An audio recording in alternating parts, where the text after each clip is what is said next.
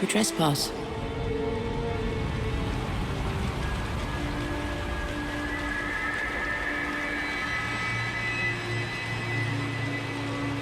Within the dread dominion of Rynhaedr, the realm of the dead. You retain yourself, your life, your awareness, your soul. How?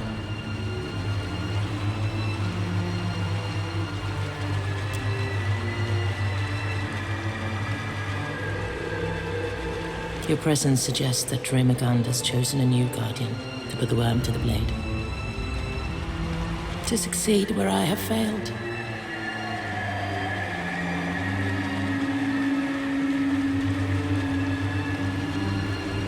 I was Rynhaedr of the Gunthor. Now I'm merely the shade you see before you.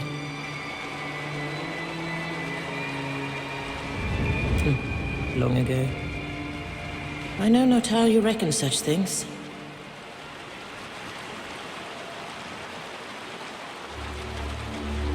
The Deerwood?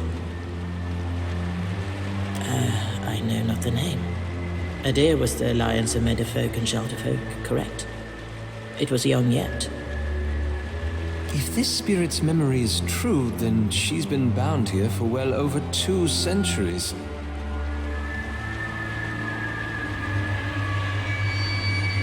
I do not.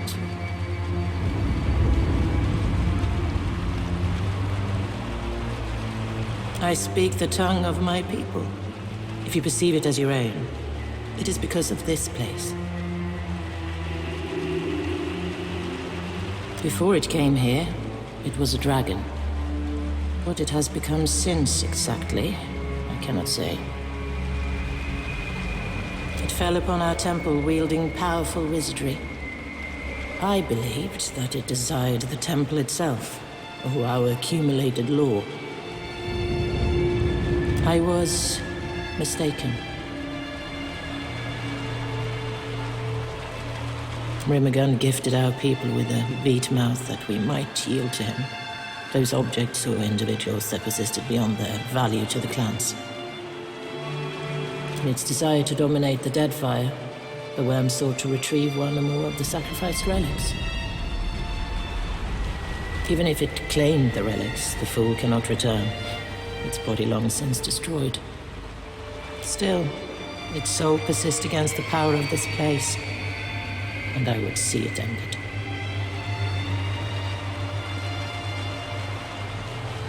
It was but a shadow forged of spirit stuff, by the worm's own will. Similar in form and function to a chanter's summon. How unusual. Then you must seek it below. Know that the white void will consume you, however. A few souls here cling tenaciously to coherence. Some for as long as centuries. Seek them, if you would know the secrets of their longevity. This place decomposes spirits. Do not be surprised if the souls require repair before rendering you aid. I imagine, though, that the Beast of Winter would prefer you hasten their dissolution.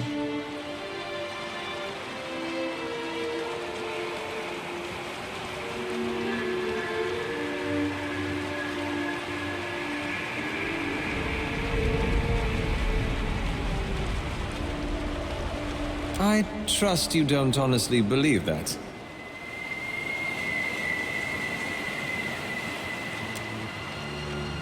Go then. This will resolve itself in rhyme and ruin.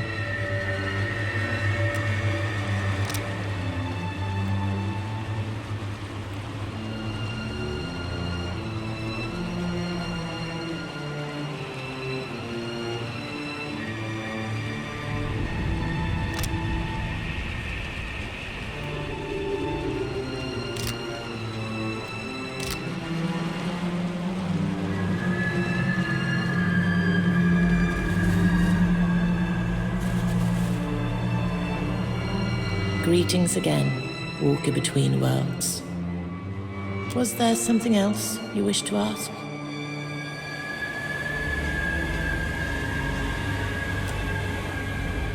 To could protect neither the temple nor the Wiedmouth. I called upon the beast of winter, and his rime fell upon us, slaying us where we stood. Even that proved insufficient.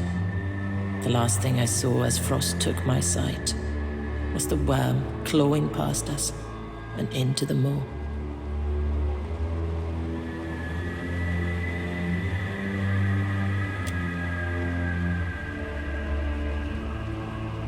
Rather than the deceased flame or the land of deer. I doubt there are many deer to be found in the White that went. We Glamfellans simply call it the land. Outsiders call it the White that went. Likely because much of it is white and can be difficult to navigate for the uninitiated. Much as it is now, I suspect. Change comes slowly to the land.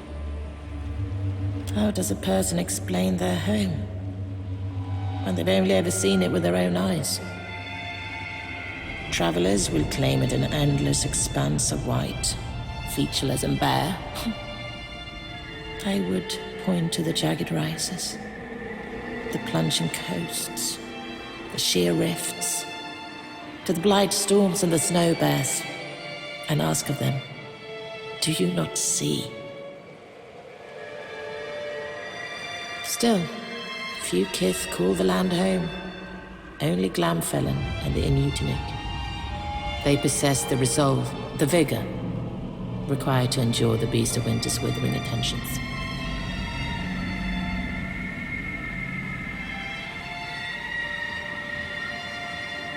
Kith like yourself, no doubt.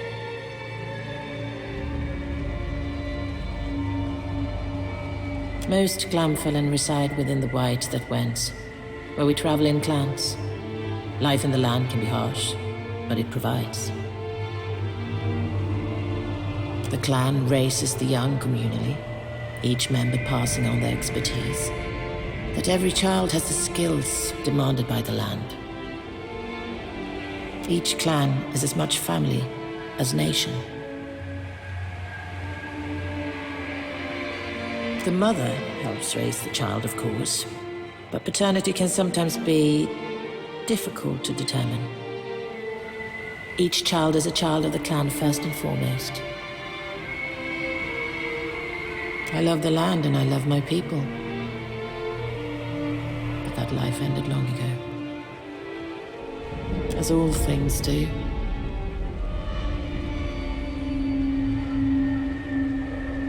I have little experience with the shelter folk of Air Glamfath.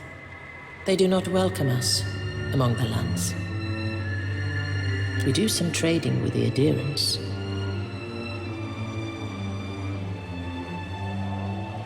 We have long venerated Rynhaedr as the eldest, strongest and wisest of the gods. He claimed the land as his kingdom, and we as his people. My elders taught that we fell from the beast of winter's fur as it marched across the land. The first Glamfellen, equal parts salt, snow, and divine spirit.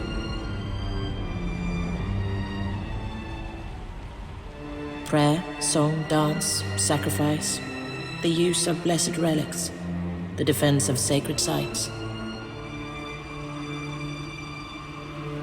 Our priests augur his will in the entrails of the slain. They guide our travels across the land, and we embrace the inevitable difficulties that ensue. Like all endings, he was inevitable from the beginning. The babe of spring demanded a beast of winter. My mother told me once that she believed them one and the same, that, like you, like me, Rynhaedr was born to die. Unlike us, however, his birth gave birth to birthing, and his death will end death. He lit the flame, and he shall bury the ashes. They each sing their song. The flame keeps us warm, the sea provides fish, the land flesh. Each provides temporary comfort against the cold, and we thank them for their gifts. But only Rynhaedr awaits us in the white void.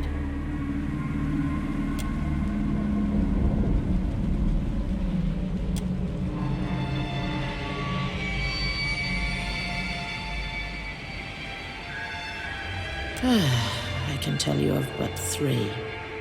There are others, but they exist beyond my ken.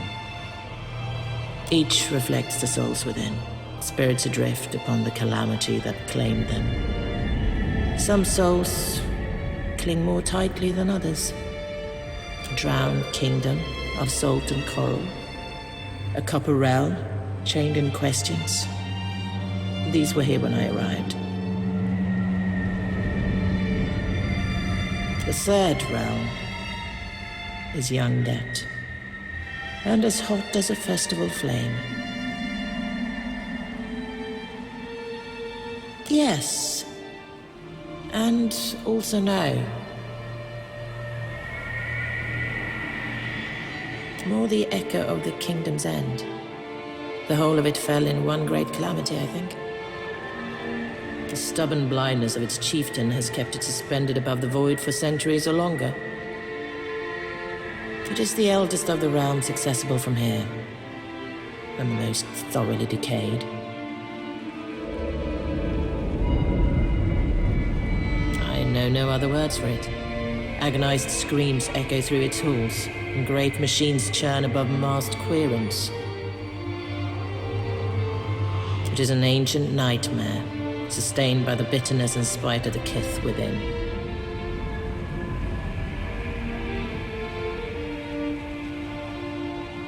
Fresh and raw, that wound. In its agony, it revisits itself. There were, in the past, I remember a palace of golden smoke. Gone now, a temple of shifting halls, also gone. These realms fell away, consumed by the white void. I know not how long ago.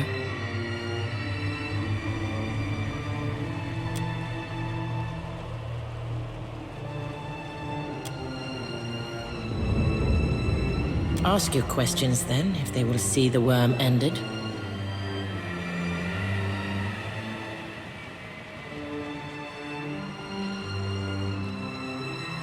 From the north, a beast of the dead fire, set on dominating that place as a snow bear dominates its hunting grounds. No creature, dragon or kith, rivaled it. Yet it was not content and turned its eyes against the gods.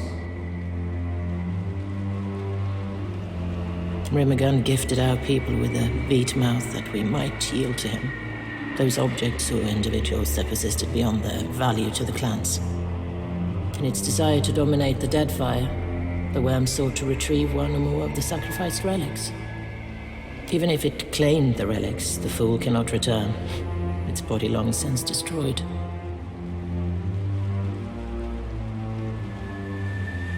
Yes, even before it came to us, tales had reached us from the north. The worm's abilities were not limited to its fangs, claws, and breath. It commanded eldritch energies. I do not. It ate a wizard, perhaps? I wish I had that answer. Perhaps it would be enough to fight it in this place. To weaken its grip that it might finally fall into the void. Perhaps it found the relic it sought, its soul clinging to that object in place of an earthly form. If that object were found, perhaps it could be delivered to the Beast of Winter for dissolution. I can't risk falling on her perhaps, however. Not with a gate to hold.